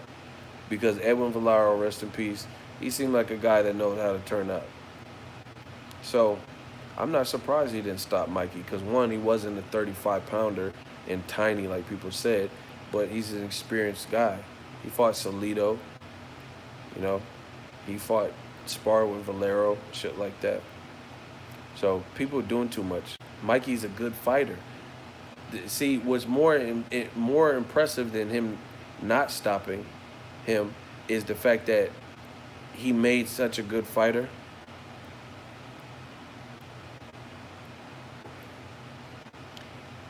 Look that fashion. Bro, he took somebody that I've never seen. Put it this way. Name one other performance where Mikey looked like that. Ever. Salido, Rocky Martinez, Dejan Zlaticanin, Robert Easter, Broner. Bro, Mikey's never looked like that. So to me, that's what was more impressive, that he showed a different shade and wrinkle. See, people, let Errol Spence be a lesson in your own life. Errol Spence, in the way he fights and all that, let it be a lesson in your life. You simply put cannot please everybody. Errol Spence mows guys down. They say, "Oh, you can't box though." You get what I'm saying? Yo, you can't box. All you do is cut guys down and go to the body good, and overpower them. You get hit too much. Then the motherfucker jab Mikey's. Mikey got a big head, bro. Like lit. Now I'm not talking about big headed ego. Like his head was big. That Errol Spence fight showed me how big Mikey's head is. And Mikey got good hair. Like he got good hairline and shit. His shit was going crazy, but it wasn't moving too much because Mikey got a good style. You know what I'm saying? But Errol's fight showed me how big Mikey's head was, bro. Because he was eating that jab. He was getting that whole jab, bro. He was eating the whole jab. That's why Mikey ain't came back. If he wouldn't have lost like that, he would have been back by now, or at least we would at the very least we would hear about, we would know when he's next fighting. Bro, he ain't even fighting this year most likely. So that tells you what Errol did to him, bro. And please don't tell me about no Eric Morales, who weighs as much as me and shit. Don't tell me about no exhibition. I ain't talking about that shit. I'm talking about a real fight. But anyway, you can't please everyone. Mikey Garcia has never been made to look like that because he's a thinking fighter. And Errol Spence out-jabbed him, outclassed him, outlanded him, hurt him. And going into the fight, they said Mikey was the one to beat him. Some people. And then some people said that he was way smarter and a better boxer. So I think that Errol Spence's mindset was to outbox Mikey and not make no crazy mistakes where he was supposed to be like a real good counterpuncher. It's just a mindset thing. I promise you. Errol Spence could have stopped Mikey, for sure. Listen. Take my word for it or not. Errol Spence could have stopped him. The reason he didn't stop him, in my opinion, I'm not saying he wasn't trying to stop him, but boxing is about ebb and flow. The fact that he came with a great strategy to utilize the jab, bow, bow, keep that jab out there, bow, bow, bow, bow, right? He got caught into that type of game plan and that type of fight. Like ebb and flow, people. Listen, let me break this down. See, this is where the boxing bars come. I'm gonna give y'all some boxing bars. Tyson Fury. As soon as that cut opened up, it evoked panic because ESPN snitched and said that a cut was opened by a punch, not a headbutt. So Tyson Fury kind of went into aggro mode, like aggressive, and that's how the fight started to play out. So you notice the whole duration of a fight after that cut was that type of fight, an aggressive kind of war, tooth and nail, seesaw battle. Because of that's what it's hard to get out of when a fight has been a certain way round after round. It's hard to just break that trend. You get what I'm saying? Because the fight has a rhythm now. Now, the thing we like about boxing is sometimes it does happen.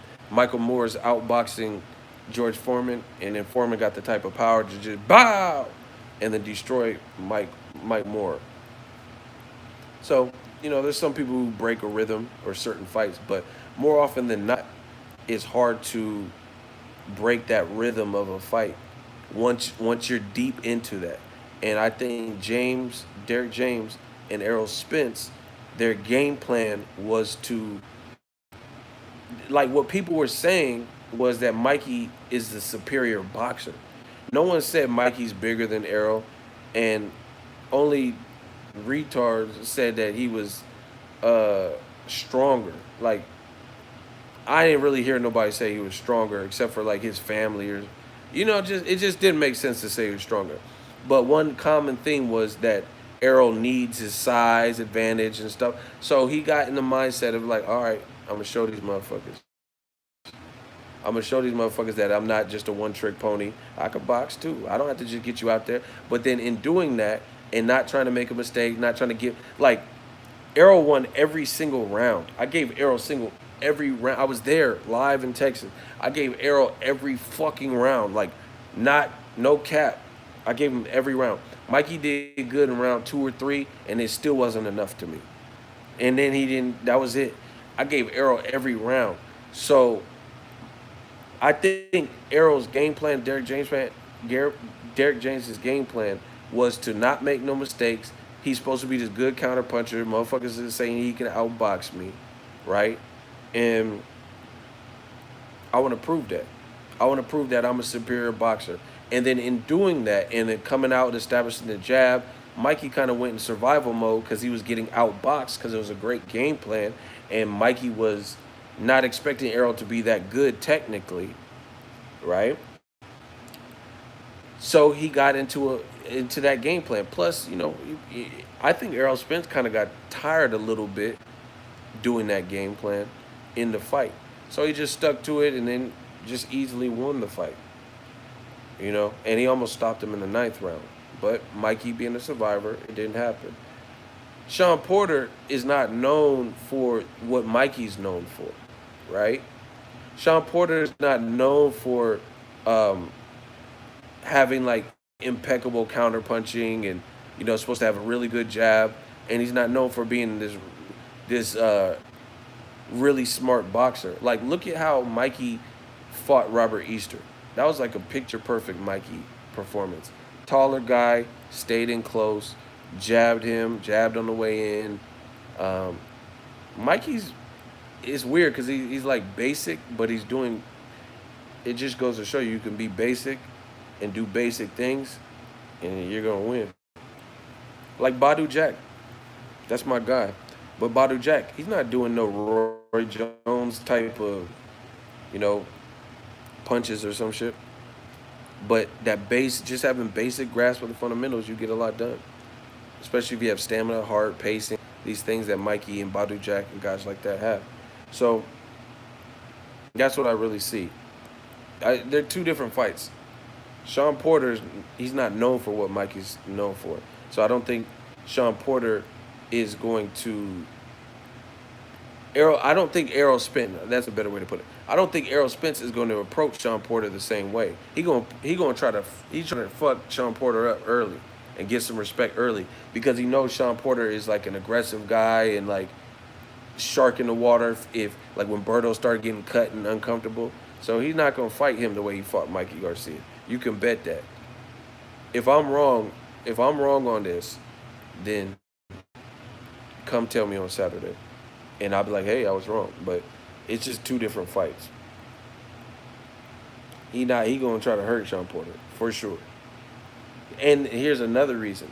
This is like the Mikey, ESPN wrote an article talking about Spence is in a lose-lose situation, fighting Mikey. Nobody believes he's in a lose-lose situation and won't get credit beating Porter. So for Porter, for Spence, this is going to mean something different than the Mikey fight. So I don't understand why people keep bringing up the Mikey fight. Every fight is different.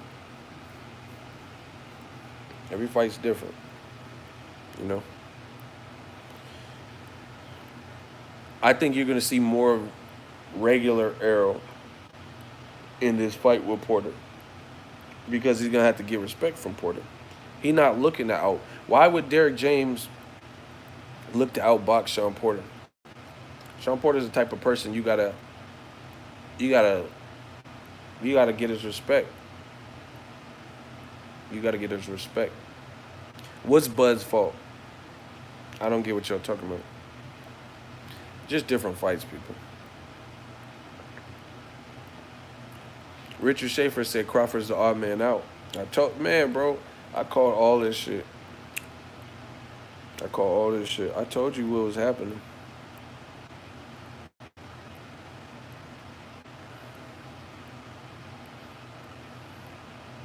Yeah, see, and that's the thing. Spence, I can assure you he's not going to fight him like Mikey. No matter what the outcome is. He ain't going to fight him like that.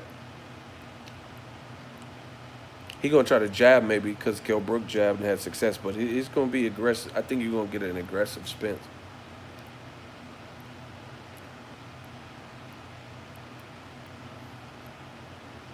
Jay Susan, man, we got the realest lives on YouTube. Man, you notice how we actually talk box. Shout out to Jay Susan.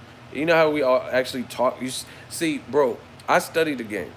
When people come to my like when I cover fights and I do the press conferences shit, it don't be a bunch of random shit. I'm not saying never we don't have I don't filter comments, like I don't delete comments unless it was something crazy. But I don't really delete comments at all. I delete the person before I block the person before anything, so they can't comment no more. But you see how we be talking boxing? We actually talk boxing. Like you just don't say no names. Just look at my videos and look at other people's comment section. They be on my videos talking boxing like, oh, this is a good fight. He said this. And this was my favorite part. Breaking down fights. They don't be like, I go to other comment sections occasionally and I just see the most outlandish, or even like websites. You just go into little forums and shit. Them motherfuckers don't be talking about nothing. That's why I love what we got here, bro. We actually talk boxing. Even if we disagree in opinion, it's like real boxing conversations being had. Not like, oh, this guy's a bitch and name calling, just nonstop. That's it. Shout out to Red Bank, Australia. Keep it going. Eagles Army. We everywhere. But yeah, I think I think the Spence is gonna come out way different for the Porter fight. Way different than he did Mikey. Mikey, he was trying to. I think he had a chip on his shoulder a little bit. I'm not making no excuse. I'm just telling you what I really feel. I think he had a chip on his shoulder. He was trying to prove all that bullshit that old media was saying wrong. You know. But it's a good fight, bro, because Spence is fighting someone who's never been stopped before. He has amateur pedigree. He sparred Pacquiao. He beat Usyk in the amateurs. He beat Demetrius Andre in the amateurs. Porter's no stranger. And Porter's like, he keeps telling you, like Spence was saying, oh, you a dirty fighter, you a dirty fighter. But Porter does what works for him. And him, like, coming in rugged and not caring if you get headbutt. If that does happen, like, what if Errol Spence gets in a Tyson Fury, Otto Wallen situation? You know? We have to see how he would handle something like that. I never seen that from Errol. So someone rugged, like, and see, this is just a good fight, man. Shout out to Fox, PBC, Al Heyman. It's a good fight because again, Sean Porter stylistically, because he's so rugged and wild. Errol Spence said, "You a wild man. You swim like you swinging underwater and shit." But that could be a bad sign because that then Errol Spence, yes, Dallas has a lot of his back. So we have to see as a pro, we have to see how he would deal with. Oh damn, Sean Porter dogged you that round. You know what I'm saying? That's the type of adversity people, have to see you kind of go through, or see you get through your fight without that even coming up because you're so good. Tyson Fury showed he had heart in the Otto Wallen fight, but now people think he's beatable. So it's a good fight. Anyway, that's my time. I've been on here bumping my gums. Hope you guys enjoy the content. I'm in here in LA, 2 o'clock in the morning. Real boxing talk. That Shout out to Fox. you would be. No, he does have the belt. He fought a lot of guys, but all his fights have been split decisions and close decisions. That's the only thing that he showed that he can stay close with the top level fighters. That's about it. I think I showed that nothing over here is fake. Nothing over here is fake. When you're in the ring with a top level opponent, that's what you're supposed to do. It's supposed to be a close, action-packed fight. I'm sorry that I have everything that it takes now, and not only make a fight exciting, but make it close and competitive and so on and so forth. Nobody complains about Showtime Sean Porter when he gets out of the ring. People complain about not knocking out nobody 35 pound Mikey Garcia. Nobody play my fight. You wild. You fight like a football player. You an Hey, the question was proposed to you, baby. you an in shape street fighter. 135 pounds like you are In any shape day. street fighter. Hey, Errol out of pocket, bro. That's that Dallas. That's that D-Town shit, bro. He said, you an in-shape street fighter. That was out of pocket, bro. He said, you an in-shape street fighter. Hey, bro, he wildin'. Hey, Derek James a fool, bro, because he quiet, but he be really laughing. He know this shit funny. Look, I caught him. Look. He said, you an in-shape street fighter. Look at Derek James. Hold on. He be trying to be low-key. He is low-key, but look at it. He know that shit was funny. Look at Derek he know that shit. He said, you an in-shape street fighter. That's all you is. In-shape street fighter. Look, Derek James knew that shit was funny, dog. That shit was funny. He said, you an in-shape, look, you an in-shape street fighter. Look, James knew that shit was funny, bro. Man, I had to screenshot this. This shit is the funniest thing that I've seen tonight. Man, what the fuck?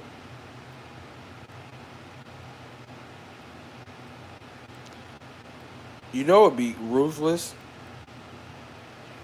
I had like a vision that was ruthless. If we get the likes to 150, I'll tell you my like vision. It was a random thought. We need to get to 150 likes for me to share it.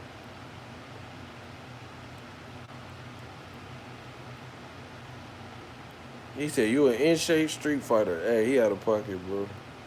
That was kind of funny, though. But he knew that was funny. He tried to keep that in. Hey, we need to get to 150 likes. Y'all playing with me. 150 likes. And I'll share what it was. It was a crazy, wild thought that I was just thinking.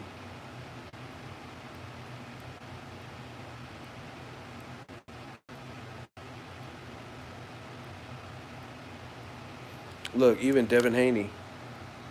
He said, "I like this arrow."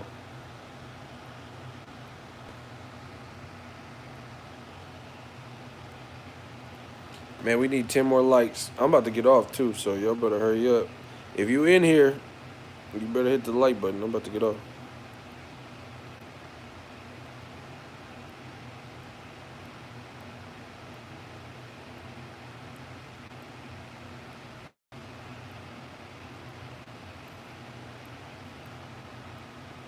Yo, if you in here, smash the like button. Cause I'm about to get off.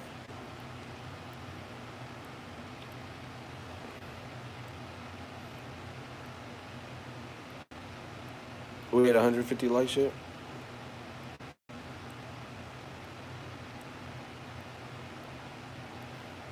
$142. Close. Yo, y'all just delaying the inevitable. We're gonna be at 150. We need 150 likes, nothing less, bro. We got 2 minutes. 2:12. If we ain't at where we at, then I'm getting off. So it's up to y'all, bro. If you in here, you might as well hit that like button. You holding everybody up. You see people trying to play games. Yeah, they can hit the dislike button. We out here in LA living. Oh, we so close. Yeah, man, I'm looking forward to Spence Porter though.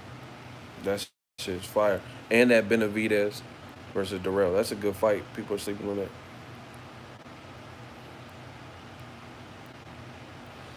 If you're on a mobile, you have to minimize or close the live chat window in order to smash the like button. I don't know. I'm about to eat the rest of my garlic noodles and crab. That shit was so good. Shout out to LA for the grub. Bro, we need one like. All right, we got 1 minute to get one like, bro. I'm literally getting off. Somebody better hit that one like.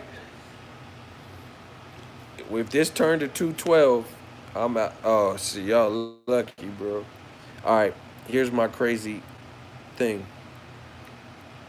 Based on the relationship, I was thinking, what if Errol Spence is like beating Sean Porter to the point where Kenny Porter has to throw in the towel?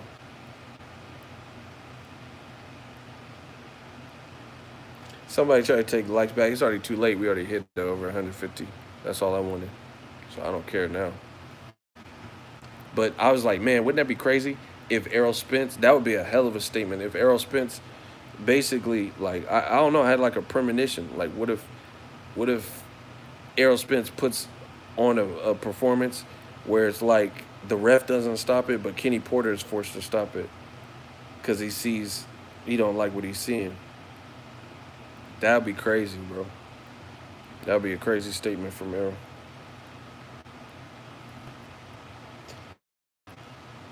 Oh shit, that's a great comparison. See, we some real boxing fans.